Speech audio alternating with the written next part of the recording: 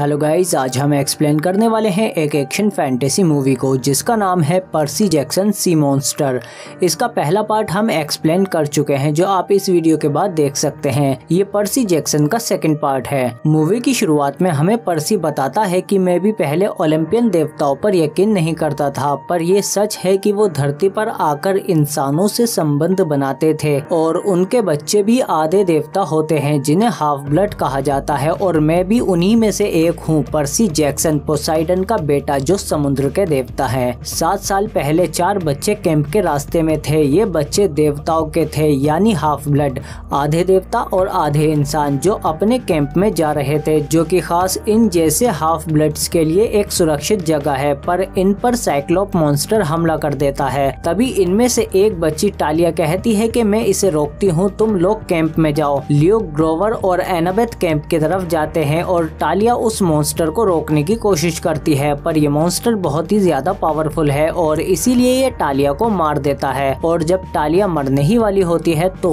उसके पिता ज्यूस ने उसे जिंदा रखने के लिए एक नया तरीका ढूंढ लिया। उन्होंने उसे एक जादुई पेड़ में बदल दिया और अब ये विशाल पेड़ इन बाकी बच्चों के लिए सुरक्षा कवच का काम करता है, जो कि सारे मॉन्स्टर्स को इन देवताओं के बच्चों से दूर रखता है ताकि कोई और बच्चा टालिया की तरह ना मरे। इसके कई सालों बाद यानी आज हम पर्सी को देखते हैं जो कि क्लेरिस के साथ एक गेम खेल रहा है। देखकर लगता है कि ये गेम काफी टफ है। पर्सी का दोस्त ग्रोवर और एनाबेथ इसे चीयर करते हैं और इधर पर्सी लगातार जीत की तरफ बढ़ता हुआ, पर क्लेरिस इसे इतनी आसानी से जीतने नहीं देगी। पर पर्सी इसे मात देकर ऊपर चढ़ आता है और क्लेरिस अभी भी नीचे है। पर तभी हम देखते हैं कि एक बच्चे का पैर रस्सी में उलझ गया है और पर्सी जीत से कुछ ही दूरी पर है, लेकिन फिर ये ऊपर से नीचे उस बच्चे को बचाने के लिए आ जाता है और क्लेरिस ऊपर चढ़ आती है और पर्सी नीचे गिर जाता है। इधर क्लेरिस ऊपर पहुंचकर जीत जाती है और फिर पर्सी का मजाक बनाने लगती है कि तुम अपना पहला मैच भी किस्मत से जीत गए थे। एनाबेथ कहती है कि इसने ओलंपस को बचाया है, जो कि हमने इसके पहले पार्ट में देखा है, पर क्लेरिस कहती है कि बकवास कम किया करो। इसके बाद हम देखते हैं कि पर्सी पानी की मदद से अपने जख्म ठीक कर रहा है, क्योंकि जैसा कि हमने शुरुआत में बताया कि ये पोसाइडन का बेटा है जो कि समुद्र के देवता है, इसीलिए पर्सी भी पानी को कंट्रोल कर सकता है। इधर हम देखते हैं कि कैंप में एक नया सदस्य आया है जो कि खुद को पोसाइडन का बेटा बता रहा है, और फिर डनाइसिस पर्सी को यहाँ बुलाते हैं और फिर कायरन पर्सी को अंदर जाते हुए बताते हैं कि तुम्हारा एक भाई आया है। जब कोई देवता निम्फ से मिलते हैं तो कुछ इस तरह से होता है, यानी तुम्हारा भाई आधा इंसान नहीं बल्कि एक साइक्लोप है जिनकी एक आंख होती है और इसका नाम टाइसन है। और फिर कैंप में लंच के टाइम पर टाइसन कहता है कि मुझे एक सांड की बू आ रही है, और तभी यहाँ पर सब चीजें हिलने लगती हैं। ये लोग फौरन कवच के पास जाते हैं जिसे कोई तोड़ने की कोशिश कर रहा है, और आखिरकार एक कोलकिस सांड वो कवच तोड़कर अंदर आ जाता है और इन सबको मारने लगता है। और फिर वो पर्सी को भी उड़ाकर दूर फेंक देता है और फिर पर्सी देखता है कि ये एक मशीन की तरह अपना मुंह खोलकर चारों तरफ आग बरसा रहा है। पर्सी उसका ध्यान भटकाता है और एनाबेथ भाला लेकर उसकी ओर बढ़ती है, लेकिन इसके सींगों में भी ब्लेड हैं और फिर ये पर्सी को मारने की कोशिश करता है, लेकिन एनाबेथ भाले से उस पर अटैक करती है, लेकिन वो सांड उस भाले को अंदर लेकर खत्म कर देता है और फिर एनाबेथ की तरफ बढ़ने लगता है। और इसी दौरान क्लेरिस उस सांड के ऊपर चढ़कर उसे मारने की कोशिश करती है, लेकिन वो सांड उसे दूर फेंक देता है और फिर क्लेरिस को मारने के लिए उसकी ओर बढ़ता है। पर तभी वहाँ टाइसन आकर उस सांड को पकड़ लेता है, पर तभी वो सांड मुंह से आग निकालकर टाइसन को जलाने लगता है, लेकिन टाइसन पर इस आग का कोई असर नहीं होता क्योंकि साइक्लोप्स की चमड़ी फायर प्रूफ होती है। इसके बाद पर्सी सांड को रोकने की कोशिश करता है, पर सांड उसे भी फेंक देता है और उसे टक्कर मारता है, पर पर्सी बच जाता है। लेकिन फिर वो सांड अपना मुंह खोलकर पर्सी को मारने ही वाला होता है, पर तभी पर्सी अपनी पेन वाली तलवार एक्टिवेट करके उसके अंदर फेंक देता है और फिर ये तलवार अंदर जाकर अटक जाती है, जिससे ये सांड फट जाता है। इसके बाद पर्सी के पास ल्यूक आता है जो कहता है कि भविष्यवाणी का तो पता ही होगा, सोच कर देखो। और फिर ल्यूक एक डिवाइस की मदद से वहाँ से चला जाता है। इसके बाद ये लोग देखते हैं कि टानिया का वो पेड़ अब बेजान हो रहा है, और फिर जब ये लोग इसके करीब आते हैं तो ये देखते हैं कि इस पेड़ को जहर दिया गया है। तभी पर्सी कहता है कि ये ल्यूक ने दिया है ताकि इस कवच के टूटने से वो टाइटन्स की मदद से हम तक पहुँच सके। इसके बाद पर्सी जब कायरन से उस भविष्यवाणी के बारे में पूछता है तो वो उसे एक रूम में भेज देते हैं जहाँ इसे डेल्फी की आत्मा मिलती मिलती है। पर्सी उससे पूछता है कि मैंने सुना है कि मेरे बारे में कोई भविष्यवाणी है। डेल्फी की आत्मा बताती है कि हाँ, पर भविष्य जानने से पहले अतीत जानना जरूरी है। बहुत समय पहले जब ओलिम्पस और देवता नहीं होते थे तो टाइटन्स दुनिया पर राज करते थे, जिनका लीडर क्रोनोस था। ये इतना बड़ा राक्षस था जो अपने ही बच्चों को खा जाता था, लेकिन इसके 3 बेटे भाग निकलते हैं, ज़्यूस, हेडिस और पोसाइडन। इन तीनों ने मिलकर अपने पिता क्रोनस को खत्म कर दिया और उसके शरीर को टार्टरस में दफना दिया। लेकिन भविष्यवाणी के मुताबिक क्रोनस दोबारा वापस आएगा ओलिम्पस और पूरी दुनिया से अपना बदला लेने के लिए। ज़्यूस, हेडिस और पोसाइडन में से किसी एक का बच्चा ही क्रोनस का खात्मा कर सकता है। अब वो ही बच्चा हमें आबाद या बर्बाद कर सकता है। जब पर्सी ये सब कायरन को बताता है तो वो कहते हैं कि ज़्यूस, हेडिस और पोसाइडन के बच्चों में से सिर्फ तुम ही जिंदा हो, तो इसीलिए वो भविष्यवाणी तुम्हारे लिए ही होगी। इधर एनाबेथ डायनाइसिस के पास आती है और उन्हें बताती है कि इस गोल्डन फ्लीस को किसी भी चीज पर रखने से वो ठीक हो सकती है। इसी से टालिया का पेड़ भी ठीक हो सकता है और उसी के साथ उसका कवच भी। डायनाइसिस मान जाता है, पर वो इन तीनों के बजाय क्लेरिस की टीम को वो गोल्डन फ्लीस लाने के लिए भेजता है, जो कि बर्म्यूडा ट्रायंगल में एक साइक्लोप्स मॉन्स्टर के पास है। इसके बाद हम देखते हैं कि पर्सी उस भविष्यवाणी का मतलब समझने की कोशिश कर रहा है, जो कि है बुरी आत्मा का खात्मा एक तलवार करेगी। इसके बाद पर्सी भी क्लेरिस के पीछे उस गोल्डन फ्लीस को ढूंढने के लिए जाता है, क्योंकि इसे नहीं लगता कि क्लेरिस वो फ्लीस ढूंढ पाएगी।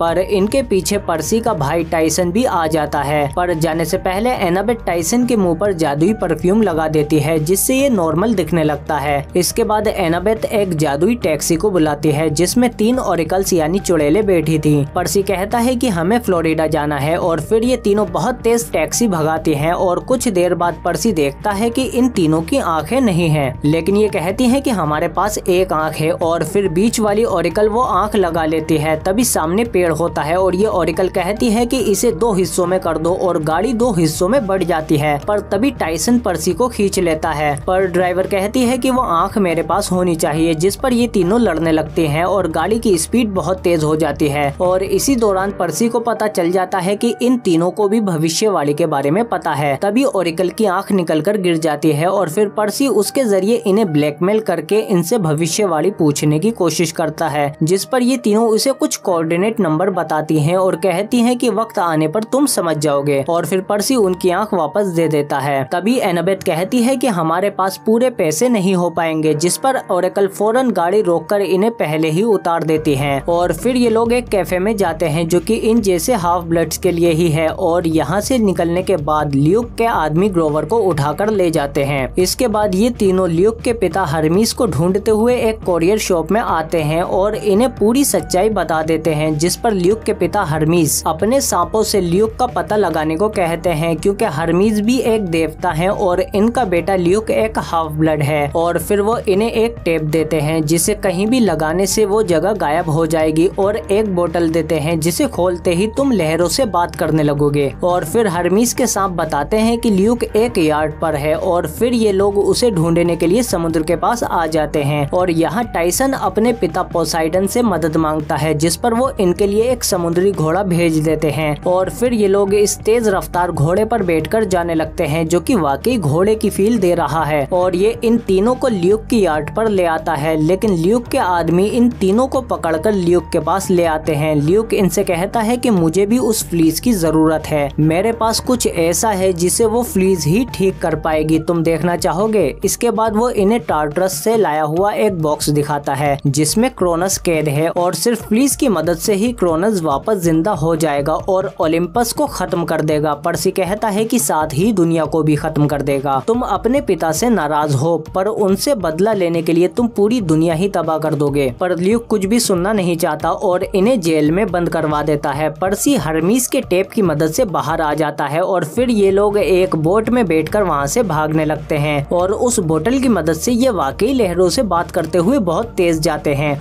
और पर्सी भी पानी को कंट्रोल करके उसकी लहरों पर सर्फिंग करते हुए वहाँ से भाग जाता है, पर ल्यूक भी इसके पीछे कूद जाता है। लेकिन जल्द ही पर्सी ल्यूक को नीचे गिरा देता है और खुद बोट में आकर कूद जाता है। और कुछ देर बाद हम देखते हैं कि ये तीनों राक्षसों के समुद्र यानी बर्म्यूडा ट्रायंगल में आ जाते हैं और तभी टाइसन वो बोतल गिरा देता है। इन लोगों को पानी में से आते हुए बड़े बड़े शार्कों के फिन्स दिखाई देते हैं। ये लोग उनसे भागने की कोशिश करते हैं। एनाबेथ कहती है कि शार्क होती तो अच्छा होता। तभी हम इन फिन्स का घेरा देखते हैं जो कि असल में दांत हैं जिनके बीच ये लोग फंसे हुए हैं और ये कोई बड़ा सा समुद्री जीव है। पर्सी कहता है कि ये तो क्रिप्टिस है और फिर देखते ही देखते ये बड़ा सा जीव इन्हें पानी के साथ निगल लेता है और ये तीनों इसके पेट में आ जाते हैं, जहां इन्हें क्लेरिस की आवाज सुनाई देती है जो कि एक जहाज पर है, क्योंकि क्रिप्टिस ने इसे भी जहाज समेत ही निगल लिया है। इसके बाद हम देखते हैं कि ये जीव खाने को अंदर निगलने लगता है, आगे खाने को पीसकर निगला जा रहा है और इनका शिप भी उसकी ओर बढ़ने लगता है। पर्सी क्लेरिस से कहता है कि तुम शिप चलाओ और मैं इसके पेट को शूट करता हूँ, पर शिप का पिछला हिस्सा चपेट में आ जाता है। तभी पर्सी इसके पेट पर शूट करने लगता है और उससे ये लोग इसके पेट से निकलकर बाहर आ जाते हैं और ऊपर आकर पर्सी को अचानक से वो कोऑर्डिनेट दिखाई देने लगते हैं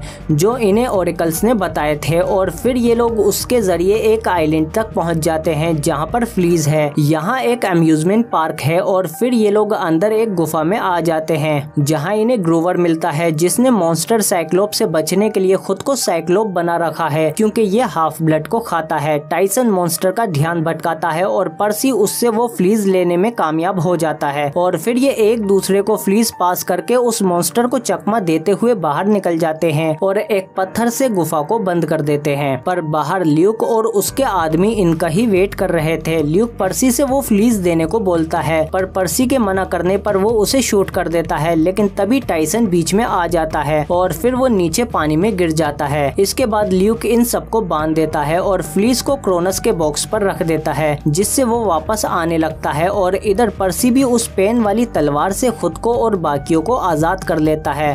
क्रोनस भी जाग रहा है और इधर पर्सी की तलवार भी चमकने लगती है और फिर ये लोग उस फ्लीज को हासिल करने के लिए लड़ते हुए आगे बढ़ते हैं, पर ल्यूक पर्सी को रोक लेता है और उसकी तलवार से उसे मारने ही वाला होता है। पर तभी वहाँ टाइसन आ जाता है और ल्यूक को उठाकर दूर फेंक देता है और पर्सी से कहता है कि पानी की मदद से मेरे जख्म भी ठीक हो गए, आखिरकार मैं भी पोसाइडन का बेटा हूँ। इसी बीच हम देखते हैं कि क्रोनस वापस जिंदा हो जाता है जो कि बहुत ही विशाल है। ल्यूक उसके पास जाता है और कहता है कि मेरे देवता, मैंने आपको आजाद किया है, मैं आपका पोता हूँ। जिस पर क्रोनस कहता है कि मेरा पसंदीदा, और ल्यूक को पकड़कर वो उसे खा जाता है क्योंकि यह अपने बच्चों को ही खा जाता है। सब लोग भागने लगते हैं। पर्सी जैसे ही उसकी ओर बढ़ता है तो ल्यूक का पालतू राक्षस उसके बीच में आ जाता है और पर्सी के ऊपर झपट्टा मारने ही वाला होता है, पर तभी क्रोनस के टुकड़े से टकराकर दूर गिर जाता है। पर्सी क्रोनस के पैर से बचकर जैसे ही उसके पैर पर तलवार मारता है तो उसके टुकड़े वापस से बॉक्स में जाने लगते हैं और पर्सी की तलवार चमकने लगती है। क्रोनस कहता है कि ये तो शापित तलवार है और पर्सी भी उस पहेली का मतलब समझ जाता है कि बुरी आत्मा का खात्मा एक तलवार करेगी। क्रोनस उस पर हमला करता है और उसके टुकड़े जुड़कर वापस उस तलवार को क्रोनस के पास ले जाने लगते हैं। पर्सी उसके ऊपर चढ़कर वो तलवार ले लेता है। क्रोनस उसे अपने हाथ से कुचलने की कोशिश करता है पर पर्सी तलवार से उसे तोड़कर बाहर आ जाता है